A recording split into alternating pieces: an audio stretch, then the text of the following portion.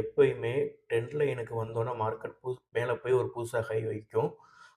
ஆனா நம்ம ட்ரெண்ட் லைனுக்கு வந்தா மட்டுமே நம்ம ட்ரேட் எடுக்க மாட்டோம். நம்ம சிக்னல பார்த்து மட்டும் தான் நம்ம ட்ரேட் எடுப்போம். அதே மாரி நம்ம வந்து பார்த்தீங்கன்னா, 2 பாயிண்ட் கிடைச்சா மட்டும் தான் நம்ம ட்ரெண்ட் லைனே ஃபர்ஸ்ட்டு வரைய முடியும். சரிங்களா? எப்பயுமே 2 பாயிண்ட் கிடைச்சோன்ன நீங்க ஒரு ட்ரெண்ட் லைன நீங்க வந்து ஜாயின் பண்ணி இழுத்து விட்டுறணும்.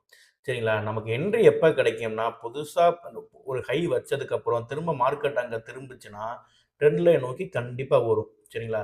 திரும்ப ட்ரெண்ட் லைனுக்கு வந்ததுக்கப்புறம், திரும்ப மேல போய் ஒரு ஹை வைக்கும்.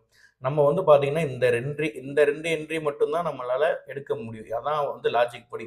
இங்க முன்னாடி என்ன நடக்குதுன்லாம் நமக்கு தெரியாது. சரிங்களா? அதே மாரி தான் ஒரு வச்சோனே திரும்ப ட்ரெண்ட் லைன் நோக்கி வரும். இதுதான் கான்செப்ட்.